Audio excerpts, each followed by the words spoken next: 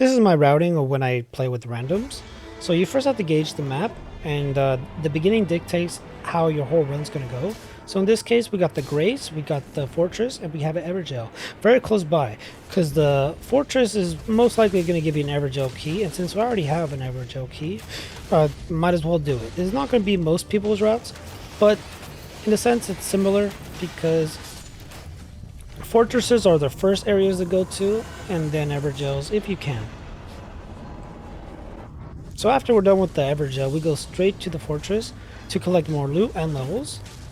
It's still pretty easy. You can find decent items as well as potential other Evergel keys. So while I'm at the bottom, my teammates are at the top dealing with the mini boss, and they quickly do good work. We checked the chest on top and noticed that my teammate picked up an Evergel key. So now we have another one in our possession. So now we have to decide, after the Grace, do we go into the mines? And you know, from there do we hit another Evergel? Or do we go straight to the castle? Things can happen. So you have to go based on what your teammates need. And we have a Revenant. So I actually went different routing. I noticed it and I was like, we'll hit the castle. They might need it. I'm also scouting the other areas to see what more beneficial, but it seems like we might go left. We did end up finding a pretty easy boss at the lakeside, and I wanted to go to the left side to hit the Evergel because we had a key. My teammates were too fast, and they ended up going to the mine, which is also a good choice. I prepared for this. This is always good to have a bendable routing when it comes with randoms and or, you know, a teammate and a random. It's, you don't have to min-max completely. There's always a bendable way to approach things. Because now that we hit the mines, well, I can upgrade my weapon to purple. My base weapon if I don't find anything good. So from there, I was like, okay, we only have enough time for the castle. Hopefully it's easy enough we can complete most of it. The goal for the bosses for me, especially with randoms, is if I'm confident enough, I go to the very top. But most of the time, it's always the bottom and the middle. If the Black Dagger Assassin was at the bottom, teammates slowly catched up, but we got him cleaned out. Went up the stairs, hit the talisman, and then went outside to check what bosses are we fighting. Is it Trolls? Is it Knights? Is it Crucible Knights? Luckily for us, it was the Crucible Knights. We got a good chunk of XP. Now from here, I have a choice. Do I go to the merchant and level up my weapon to purple? Or do I wait and see if I get something better? I tend to just go upgrade the Graces. I don't like holding this much XP in my pocket, especially after killing 2 to 3 Crucible Knights on my way there. And I have to make sure I know what my teammates are going to be doing. Are they going to rush to the top after the Crucible Knights? Or do we have time to hit another event? But first is first, finish up the Crucible Knights and then decide. Always look 2 to 3 steps ahead, but make sure you finish the first step. As we finish the Crucible Knights, well, we had no more time. I'm always trying to find like little bits and pieces here and there. I could have hit the merchant. I've been forgetting. I have a tendency to do that. So I'm always rocking my base weapon the entire run through. To be more optimal, go ahead and at least upgrade it to blue because it's not that expensive. It's fairly cheap. And most likely you'll have so much EXP extra by the end of the run, you won't use it to level up anyway. So as we finish day 1, I did remember to hit the Evergel by the lakeside because that was always the intended area to go to. My random pinged it, and so did I. We also need to hit another church to get another flask. I'm pretty confident in the run so far. Nothing was too difficult.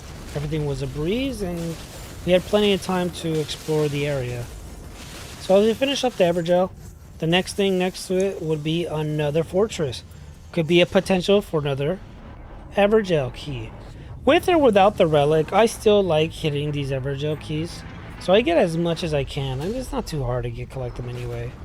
But as I was collecting the Evergel key, I also found a Fel Omen targeting me. So I wanted to get to my teammates as much as possible because he is going to be on my cheeks, and my teammates could do most of the damage. Oddly enough, the Omen was stuck in the middle of the castle because he wasn't able to teleport, at least not yet. He still thought I was next to him. So that was good. As long as I collect my loot, we're all set. He managed to teleport, but we took care of him. With our combined efforts, it wasn't too much of an issue. Frost Stomp with the Frost Mist Shield that I gave my teammate ended up doing a massive amount of stagger damage.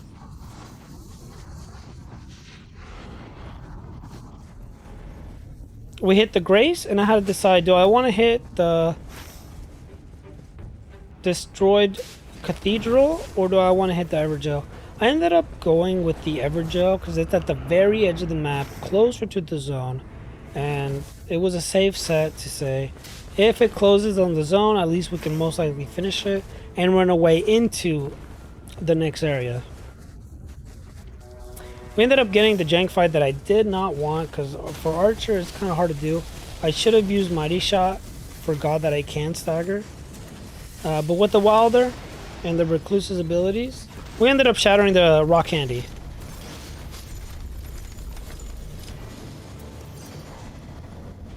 Even though we were in zone, I still ended up hitting the Broken Cathedral because I knew the boss would be easy. I found another Evergel key, and there was a side of grace to refill our flask. So now that we have another Evergel key, we can hit my favorite area of the map for Limbo. I'm like, a lot of people love the castle, but I'm a big fan of Evergel and 2 world bosses right next to each other, little to no distance.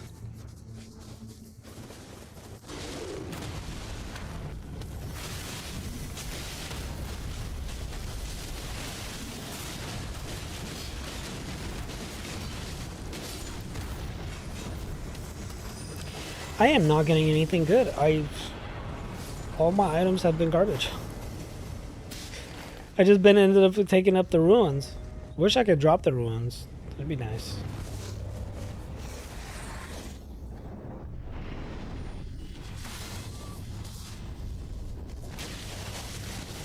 And this is where I kind of make a mistake. I get too frantic and where to go after this, that I completely forgot that my idea was to go on the right side to hit the 2 world bosses. Instead, I'm a little greedy for these Evergel keys, and I was thinking maybe my teammate had another one in his pocket. I ended up going up instead of to the right. Hitting the Evergel to the right would have been the best decision and the safest. But again, people make mistakes, but you work with what you get. We ended up doing the Evergel on the top north middle map. Not too bad, not too bad. I just did waste time in exploration. Well, as we try to make up for lost time, we do head over to the second world boss that I wanted to initially hit by the last Evergel. It was a Tree Sentinel, and the easiest variant, the base. Since we're level 13, it should be no issue. We finished them off in less than a minute. But by this point, because I went to the wrong Evergel decision making, we had to hurry up and get the last Grace, just in case we need it for the final boss. I think I could make it, so you gotta persevere and just not hesitate anymore.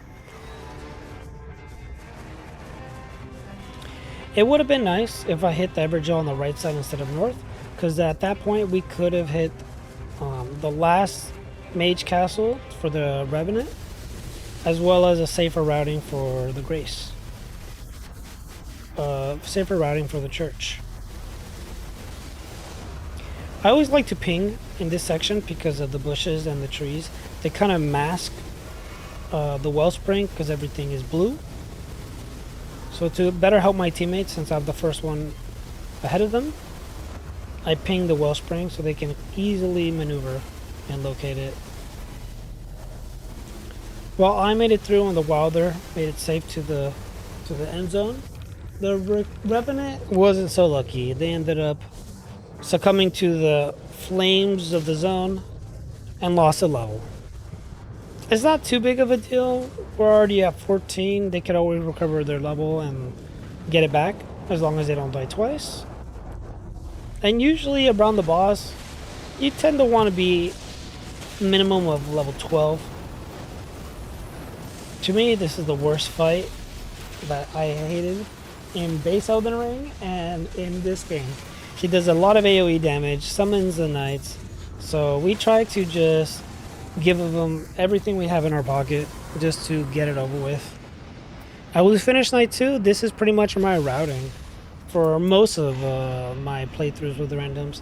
I just benefit with getting as almost all churches.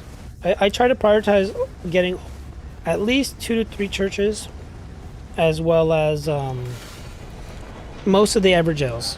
Everything will just follow suit. This is the boss fight. Thank you for watching and enjoy.